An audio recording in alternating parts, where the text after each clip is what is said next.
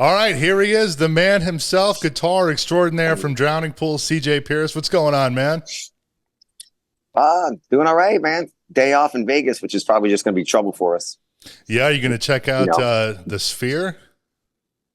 I was looking at that, man. That place looks freaking badass, dude. We're up the street from it. Looks pretty cool. I might stop by there. There's a few places that we hit. There's a place called Bootleggers where to get some dinner tonight.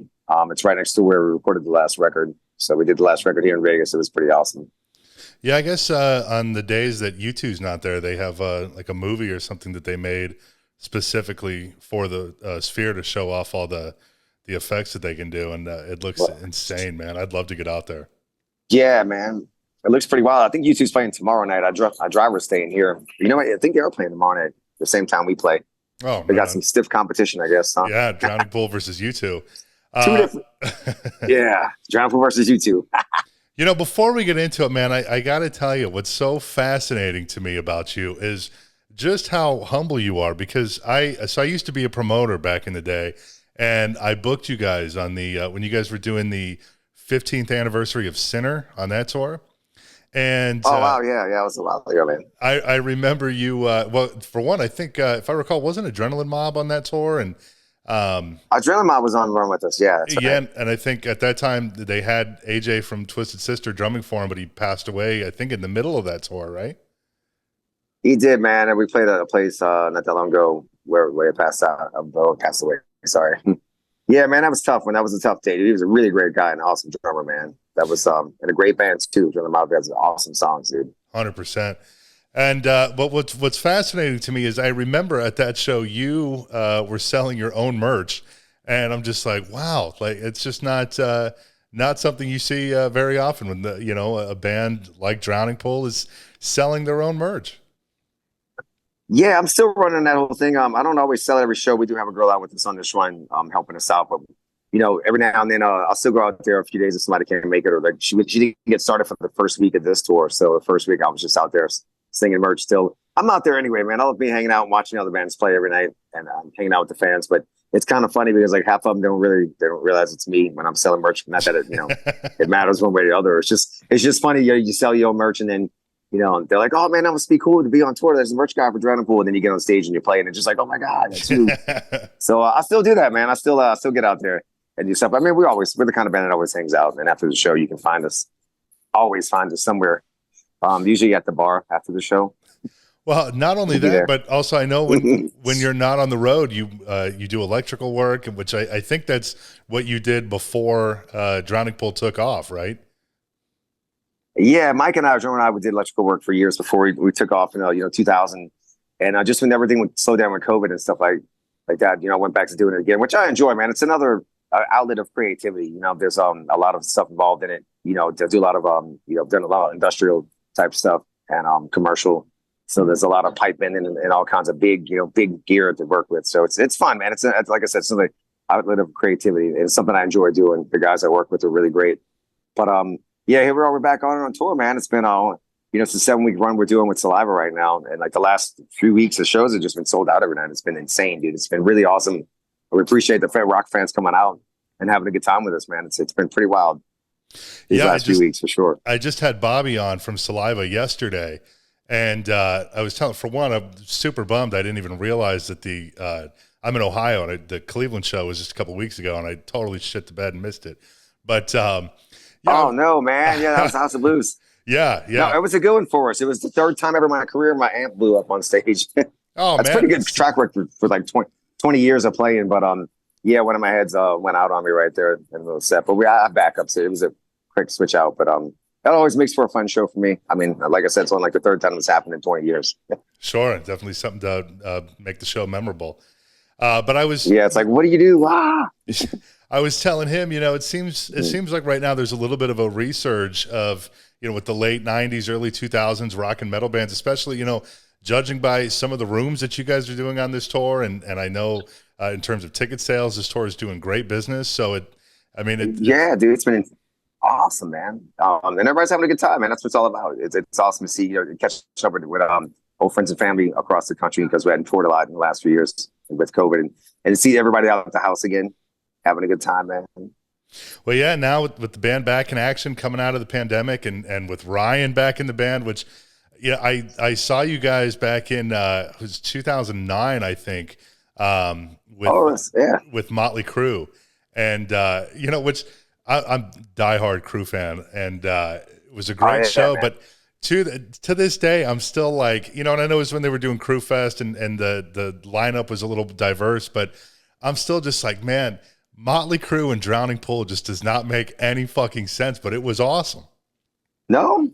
Oh man, Mick Mars is one of my biggest influences. I do a lot of Benny notes. I mean, maybe I guess if you listen to it on the outside, everybody has their own impression of the band, but I'm such a Motley Crue fan. And that tour was awesome, man. And those dudes, especially at that time, with Tommy Lee, man, he's still out of control. I couldn't even keep up with him. He's like 10 years older than me. I was like, dude, slow down with the Jaeger, bro. No, that was a great run. Yeah, it was a mix of bands. I guess it was a diverse mix of bands. I guess, yeah, we considered, a newer generation of new metal, if you will. But dude, that tour made sense to me. It was great. It was awesome, man. We did a run with Godsmack after that as well. Those dudes were awesome. Yeah, and they were. We've been fortunate, man. We played, I would say, with almost everybody, man. I wouldn't say we played with everyone, but we definitely been fortunate to do a lot of great tours and getting back to that now. Getting back on it, especially with Ryan back in the band. It's been really, really great. Well, and Ryan is he's such a great vocalist. In my opinion, I think he's very, very underrated. Like, and you see these lists of best rock or metal vocalists or whatever, and he's not really on there. And it's like it doesn't even make sense. I think he's, especially bands today. If you listen to like Sirius XM Octane or something, I mean, it's like this. No offense to these bands, but I mean, it's hard to pick them out of a lineup. And a guy like Ryan, I mean, his style is so distinct, and you're like, that's Ryan McCombs, Yeah, he's got a powerhouse voice, man. I don't know how he just, when he gets on that mic, it's just raw. He's just got this huge, massive voice, and it's been fun for us. Again, the last few years, we had a different singer for a while, and whenever we would play the Ryan songs, the singer we had in the past, Jasen Moreno, just had a higher register range. So for me, it was like I get that on the Ryan parts. So now that he's back in the band and we're together, we do a lot of harmony stuff together. All of us sing a lot more, so it comes across even more so than ever before. Man, I'm sorry you missed the live show, dude. You should have seen that, dude. Yeah, well, it was good times. Hopefully there'll be an Ohio stop in 2024. But yeah, man, we plan on keep on going on next year, man. We're trying to line it up now so we can keep on going. We have new music in the work. We're actually here. We're gonna have dinner with the producer today. We don't have stuff ready. We don't have enough time today to record it, if you will. But we plan on coming back here to record with Sean McGee. Yeah, I'm gonna see him tonight at 7:00, and we're gonna be talking about new music with him and probably play him a little bit of stuff and see which ones we want to attack first. So exciting day for us as well, man. Well, and with Ryan coming back into the band, if I recall, I think you had said in another interview that it was originally just kind of like, we have some shows on the books, let's see what Ryan is up to and kind of take it from there. But had you guys been in contact like leading up to him rejoining the band, or was it sort of like a spur of the moment thing? Yeah, we did a couple shows, with Sorloff and on, after we had parted ways and stuff, and everything's been fine. Like, we're friends with everybody, all those guys in the band. I have nothing but love and respect for them. I mean, that's another great band. It's a Ryan powerhouse voice in it. 100%. And we had some shows coming up, and we stopped working with Jasen and we started doing stuff as a 3-piece for a little bit. We had some big festivals early in 2023. So it was actually our bass player Stevie was like, hey, let's give Ryan a call. I hadn't talked to him in a few years, prior to that, probably before COVID, if you will. And then, we just hit him up. He's like, yeah, man, I'll come do some shows. So we flew in and stayed at my house. And that first day, we just sat there and it was like we didn't skip a beat, man. We just started writing music. It just instantly, it was nuts, man. We just started getting on it. We went to the rehearsal room and just jammed on all the songs we've been playing the whole time, man. It was pretty wild, dude. How much Ryan just fits with us, man. It's like, we've all been brothers and friends since high school. And Ryan's always been, I guess, the perfect fit for us since, Dave Williams.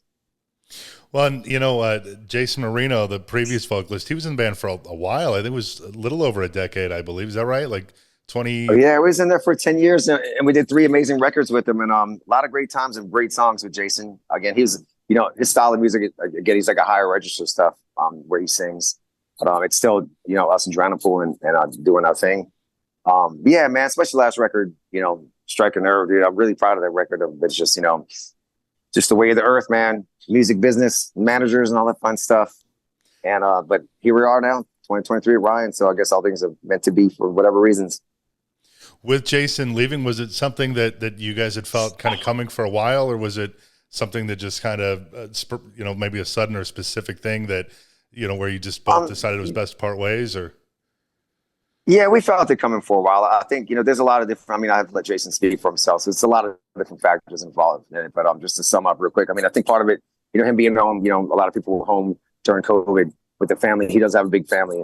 And I think a big part of it, that's where he needs to be with family right now. So, totally understand that. And also all of us got pretty burned by the music business constantly, beyond burn. And it's frustrating as well. So I think with those two factors, he was like, all right, I'm not going to do this right now.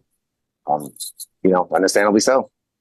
But here we are, like I said, Ryan McCombs back in the fold. Yeah, 100%. And selling these places out, which is incredible. And, I know you've said before that, what's amazing too is, real quick, going back to the Saliva thing, because Bobby was on yesterday and we were talking about how, obviously he replaced Josie Scott, and there are those fans where they just want to hear the old stuff, click, click, boom and all that. But they've been able to, carve out a career with the new stuff. And it's really gotten to the point in that band to where it's like Bobby is the guy. That is Saliva. And, same with Drowning Pool, obviously, a handful of singer turnovers, but still you've been able to just keep it rolling. And there are those people that, they just want to hear Bodies or whatever. But clearly you're packing rooms out, and I just, I don't think, one song 20 years after the fact, all by itself would help pack out these rooms. So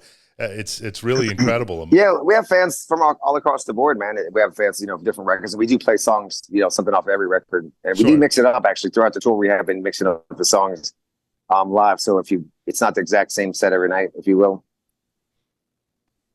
What is going on? Can you still see me? Yep. I lost you for like a half second, but we're good now, yeah. Yeah, my phone's just wacky. I think it's a wacky signal. But yeah, dude, it's great. And I know a lot of people are fans of Ryan as well, coming out, checking that out. And dude, the Saliva lineup that they have, like everybody in that band is amazing, talented musicians. Those dudes have been fun to rock out with. And I've known them for years, even though, we all, I guess it's like anything with any relationship, you might have some things switch around and stuff, but, we're bringing the metal, we're bringing the show. Those guys bring in hardcore, and they do a mix of songs as well. You're always going to hear your favorite songs. And all this new stuff that they put out, dude, is amazing, dude. All their new stuff is awesome. So, it is. And it fits right in. Record's awesome. That's the Saliva, dude. Yeah, 100%. Yeah, it's great, man. Well, you've said before that, Bodies is sort of the gift that keeps on giving, all the different placements and things like that. But, it's also, of course, had its fair share of controversy, most notably the shooting in Arizona back in 2011 and the attempted assassination of the congresswoman or whatever. And because I think for anyone unfamiliar with that story, I believe the shooter had like a YouTube video with Bodies playing. Yeah, sometimes they can put any kind of song they want in the background. Unfortunately, they used our song, which is horrible. Yeah, and so it has nothing to do with anything like that, which is insulting to me because, that it's not about that in any way, shape, or form. It's about don't use my song if you're insane like that and you got to kill people. Like, no, this is about going to a rock show and having a good time. So yeah, and don't you hate when crazy and it? Don't use my song, please. Thank you. Well, and don't you hate when when things like that happen, like Marilyn Manson getting blamed for Columbine, or Grand Theft Auto being like serial killer training or whatever they call it, and it's like people take things so over the top, and it ends up hurting a good thing. Bodies is a timeless classic. I can't even tell you how many times there used to be. I don't know if you know him or not, but Tim Ripper Owens was in Judas Priest. He lives around here, and he had a bar. Yeah, and they used to do karaoke, and given that he owned it was very rock and metal oriented. And every week somebody would go up there and do Bodies, and it's, it's a timeless, and then, it's a fun song, man. It is. I love playing. I know we wrote this thing, but I love playing it every night, man. It's just a fun song, that and many other ones too. But yeah, it's a great song, man. It's always fun to play. I know some bands get weird about that stuff too, whatever song they recognize from, but I can't wait to play Bodies every night, man. Everybody goes nuts, and I go nuts on stage. So it's always a good time, man. It's always a good time with Drowning Pool. Yeah, and the Psycho Stick cover, the I Can Only Count to 4 or whatever. It's I'm sure you. Yeah, right? That one's pretty. Well, that one's out there more so, but there's a lot of parodies. That's probably one that's well known, but there's probably a good 20 or 30 that I mean, as a soft fuck thing as dude, I can't. The list is. I think got the parrot that sings the song. There's so many. Dude, I think it's funny. I think it's great. I sit around with my own song and make fun of it too. I have probably 10 other versions of bodies that I sit around, noodle around, and have fun with myself. It's just that kind of song, I guess, man. There's a lot of different parodies of it, and you know, again, you know, it's always a compliment when you hear it. That's all. It cracks me up. Well, then there was that guy, the older guy that was on one of those. What I forget, American Idol or something, and he did that song, and then he came out to a few shows with you guys, right? Yeah, we became friends with him, man. He came out on stage. One of the biggest shows that we did the Open Air Festival in Chicago a few years ago, and he came out and did bodies on stage with us. He just did the crazy, you know, crazy growl to it, man. So it's music for kids, it's music for the grandparents, it's all across the board. Drowning Pool it's music for the whole family. Are you guys still in? Are you still in touch with that guy?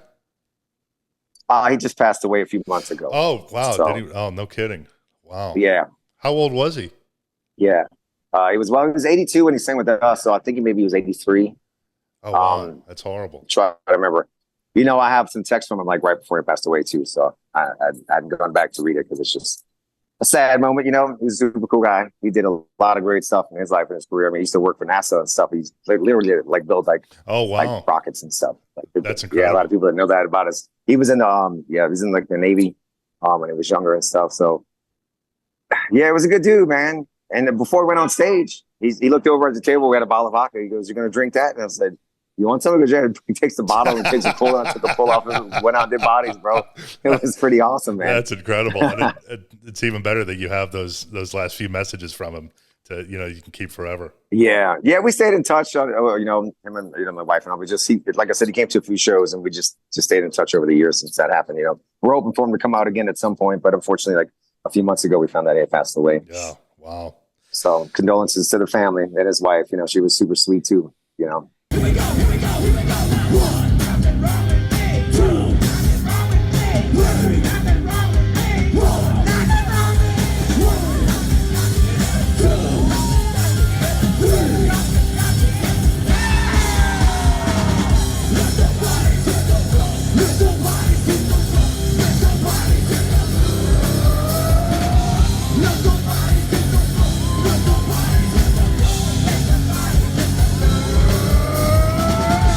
But yeah, man, but we're still here rocking and rolling, man. We still got to keep on keeping on, like Don Bag would say.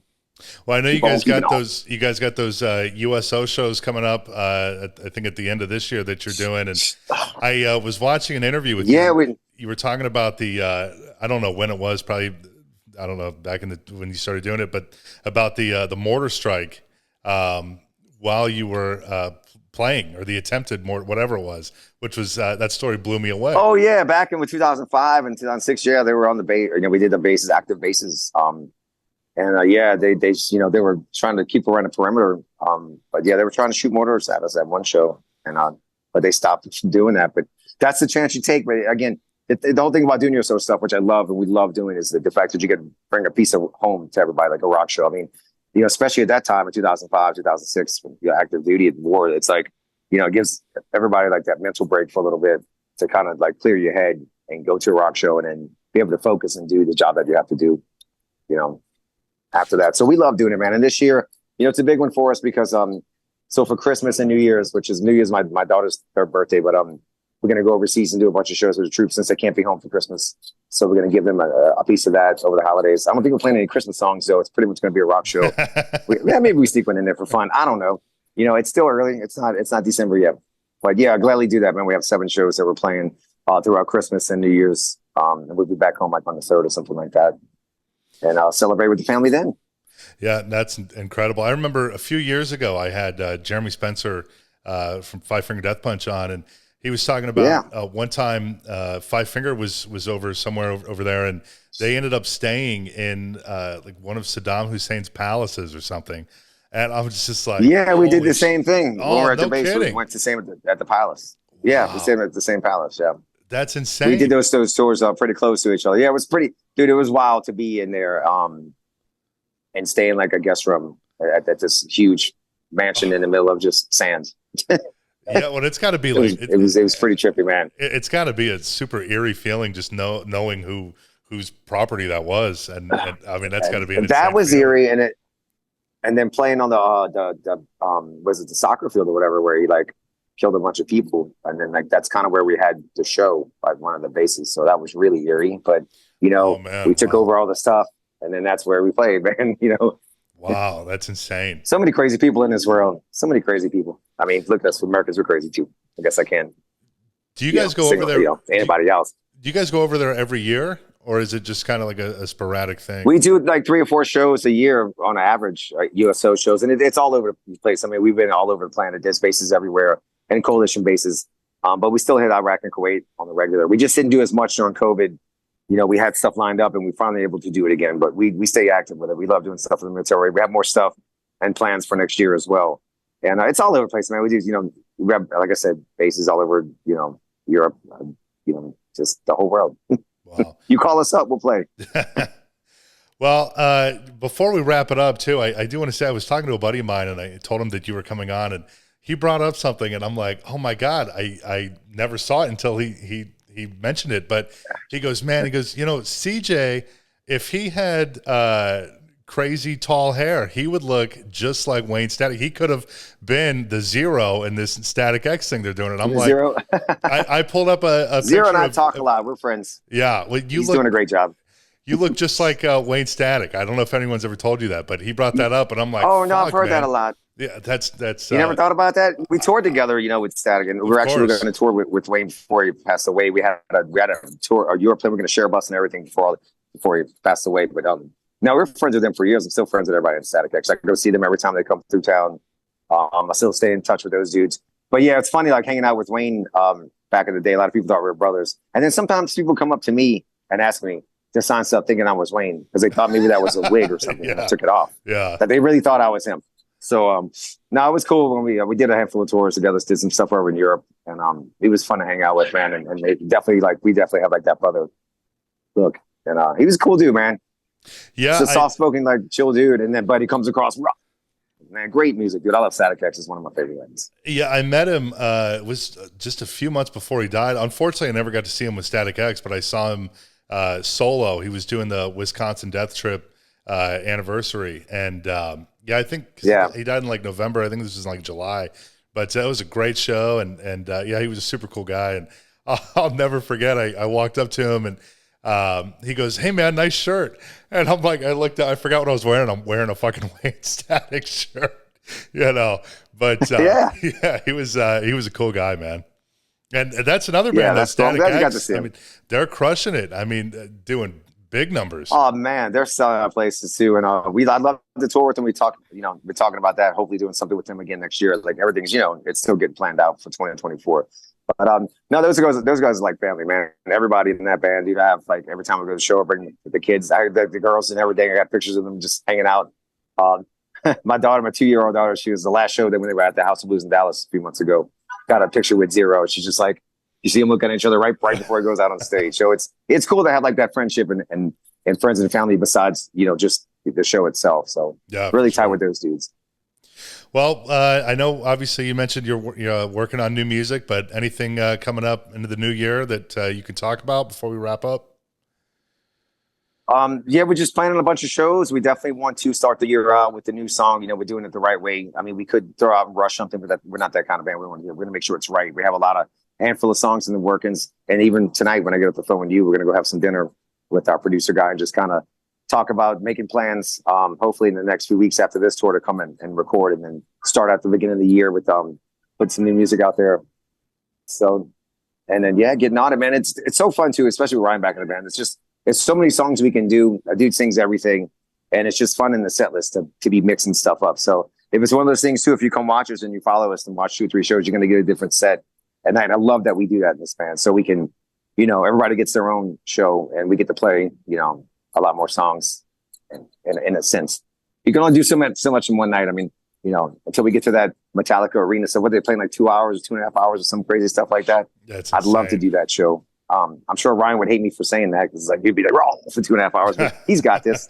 He's killing it.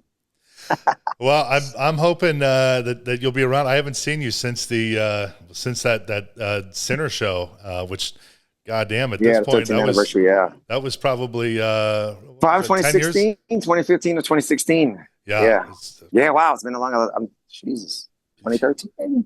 Yeah. What year is this? October? It's been a while. So I'm on tour right now, so I don't know what's going on. And now we're in Vegas, so my brain's going to be super brain scramblies after tonight, I'm sure. But tomorrow we're going to be rocking here at a place called the Industrial. How much is someplace I guess new we haven't played? How far into this tour are you? We just hit the halfway point. Oh, cool. So we're halfway through it. Yeah. All right. It's been great, dude. It's been a lot of fun. And we're talking about hopefully, again, lightly talking about maybe doing some more this next year as well, because we're just having a great time with Saliva, and the shows have been really awesome. The fans have been great. So I'm hoping we can do another run with them next year with all these bands, because it's been, dude, friends and family tour. Like, every band is great. Everybody gets along. It's awesome, dude. It's a rarity. For sure. Well, CJ, thank you for coming on. I appreciate it.